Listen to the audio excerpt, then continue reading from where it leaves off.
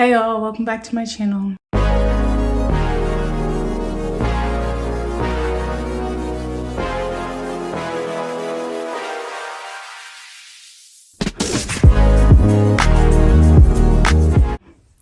Yes, we are doing back-to-back book content, but it's different book content. So I'm doing a book recommendation video this time around, and they're all holiday romances. I did this last time during Vlogmas, so why not? I've read some new Christmas romances this year, and then one of the ones I read last year, but I didn't recommend it. So that's what we're doing today. So first up, we're gonna do Tessa Bailey Window Shopping. I love Tessa Bailey books.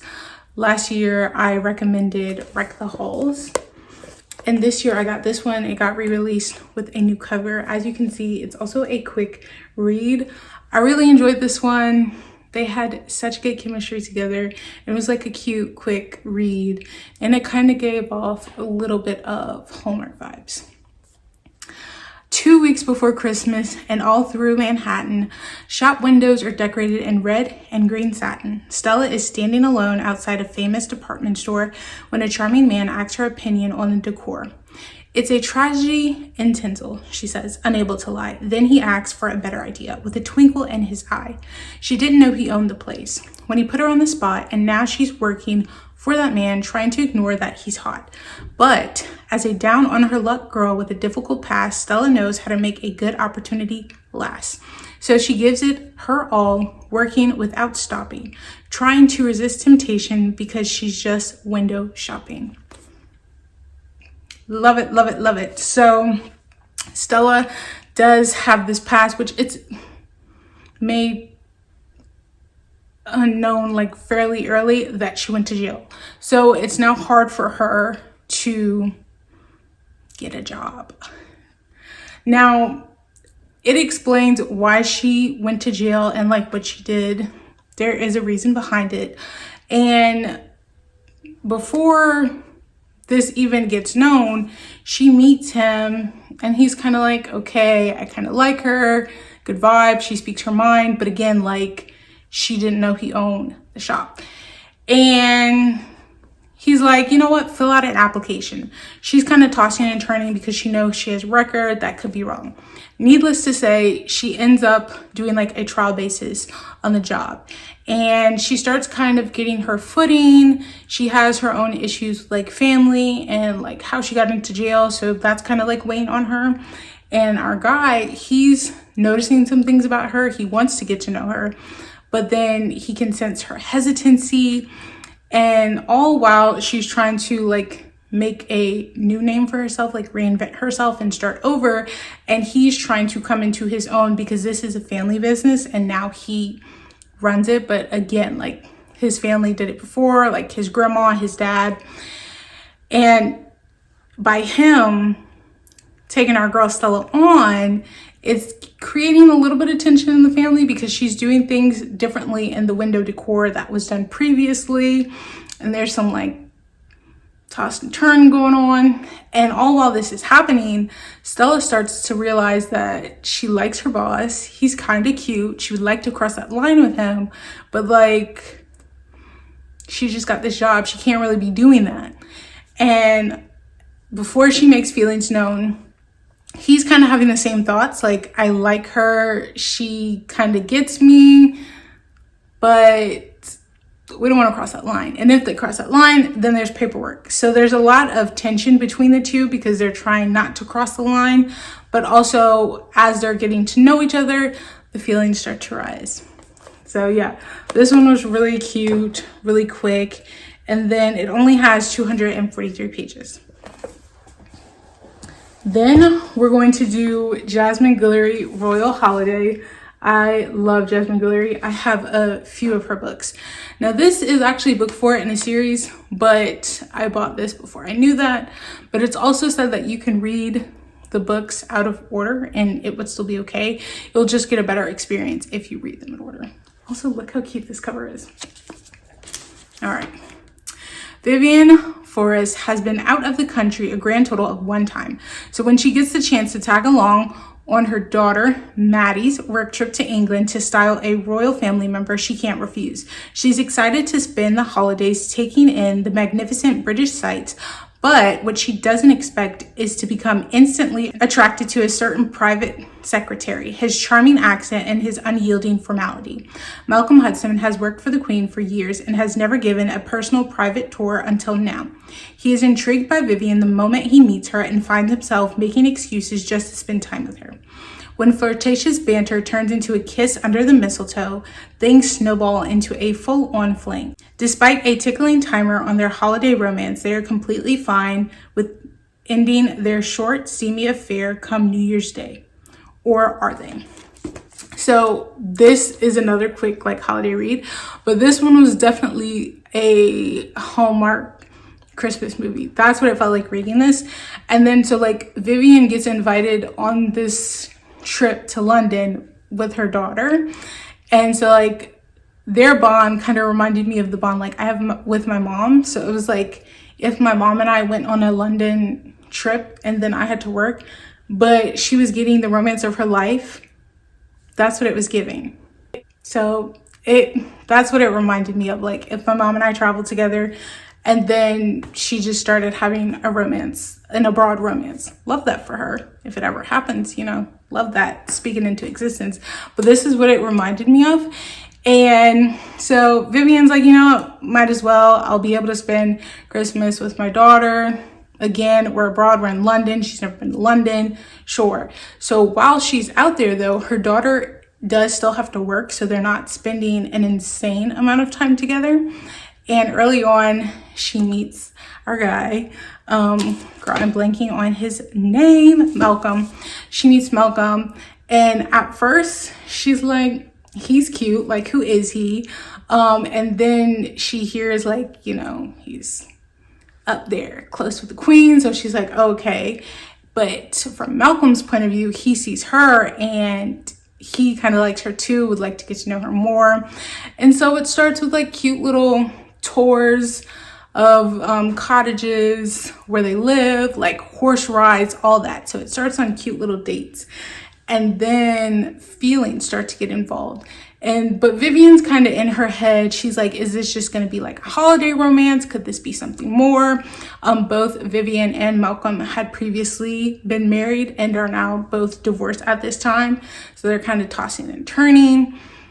And it's just so cute and fluffy, and I loved it. And while Vivian and Malcolm are together in London, they're both discovering more things about themselves as they go on this kind of journey together. And there is a time where they're apart, but they have some things they have to sort out for themselves first. But it was so cute. I really enjoyed it, and I'm looking forward to reading more books in the series because there are some characters' names that I'm not particularly familiar with, and I'm assuming either their stories were previous in the series or they'll be upcoming in the series.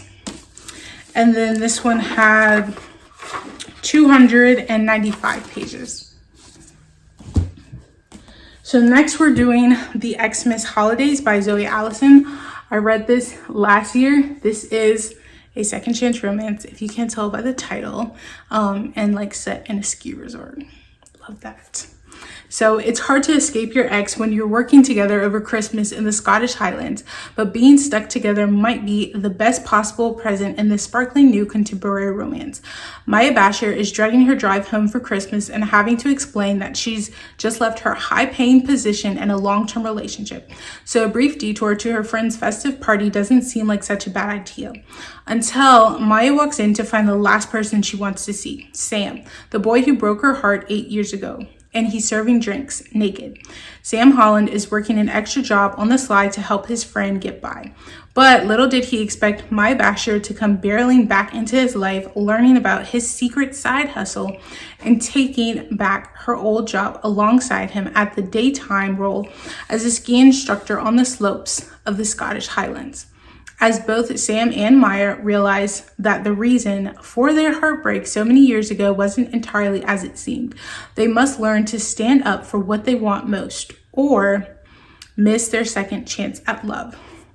So Maya, she's had some things happening, you know, bad breakup, job. It's just going downhill for her. So she's like, you know, I'm just gonna go to this party, I'm gonna have fun, see my friends, and then bam, she sees her ex.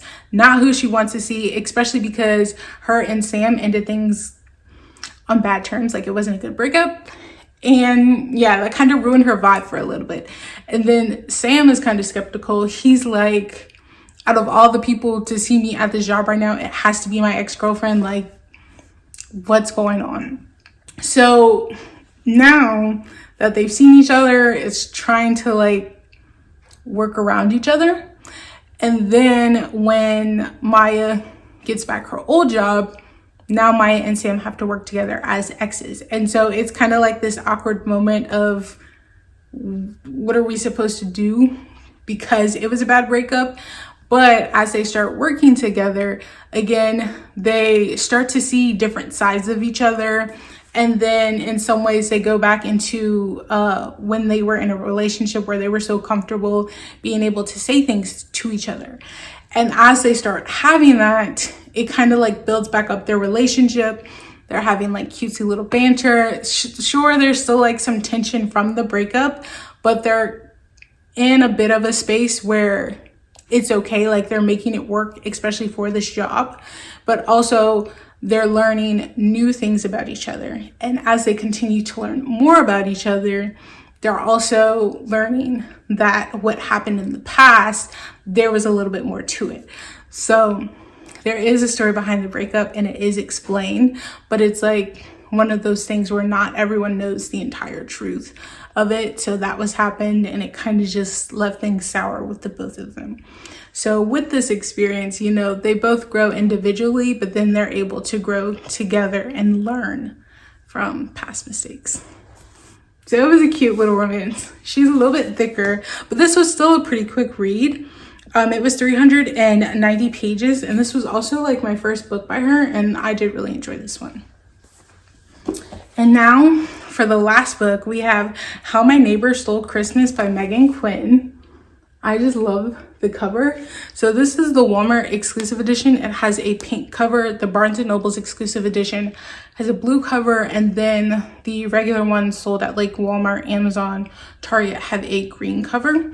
So those are different. And then in the Walmart, in the Walmart, and look at this, look at it, in the Barnes & Noble's one, they have this image, and then I think this also has like 13 pictures, the Walmart version and the Barnes & Noble's exclusive version, and then the other ones have like 7 pages. So you have more artwork in this, but Meghan Quinn usually includes artwork in her book. I don't know if I've shown her books on my channel before, but I have read them, and this one was so cute. It was like an adult How the Grinch Stole Christmas. I loved it.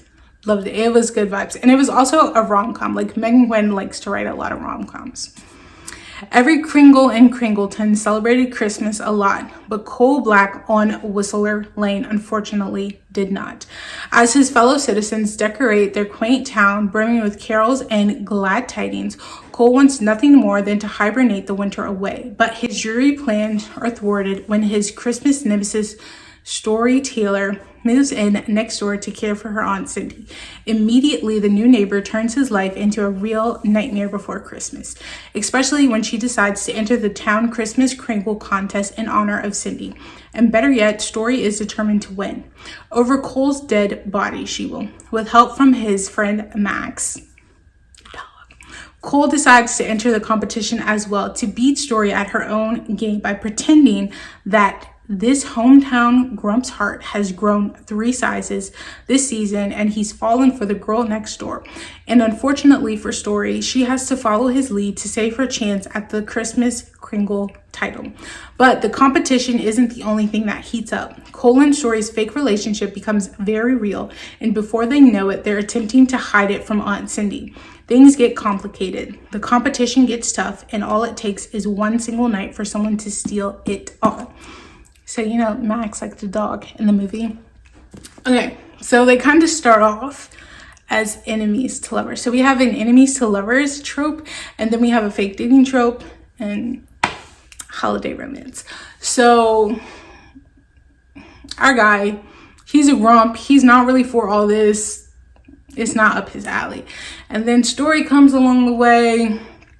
And to him, it's kind of just like creating chaos in his like peace, his serenity. So, which they also have like banter between them when they were enemies. So good. And so then he's like, you know what? We're going to do this fake relationship thing and kind of like try to backfire things in a sense on Story, which is why Story then has to go along with the fake dating. And as they're fake dating, there's still the tension between them of trying to understand like, why are you like this? Why are you doing this? But then along with the fake dating comes a better understanding. I think I say this all the time, but fake dating, there's always real feelings. Like it's always going to end up being something because real feelings are there. And, you know, we're learning more things about each other as they're doing this fake dating. There's also like all these events happening, the holiday time. And because of the town they're in, it's kind of one of those everybody knows this, everybody talks towns. So they always have to be on it when they're fake dating. But then sometimes starts to be a little real. Then they start doing things even when no one else is around. And, you know, then they have to hide it from Aunt Cindy. So that becomes a thing in itself. You know, obviously there's always one of those keep the secrets from so-and-so, and then it comes out and then it's a big fuss. As you can see, she's thick. So there's a lot we're getting through. But yeah, this was like another one that kind of gave me Hallmark Christmas vibes. But if it was a Hallmark Christmas rom-com, because this is really funny and I appreciate like all the jokes. It was laughing, it was kind of fluffy, the Christmas vibes. I love it. This is definitely, it might be my favorite Meghan Quinn book, and definitely like a top 3 Christmas romance book for me, I think. Yeah, I really enjoyed that one, and I loved all the pictures in it as well. It just adds to the book. And this had a total of 484 pages, so that was my thickest book. But those are my recommendations for some Christmas romances. Check them out, try them, see what the vibe is, and I'll see y'all in the next video, wherever that is. If you like this video, please give it a thumbs up. If you would like to see more, please hit the subscribe button down below. Peace and blessings, my loves.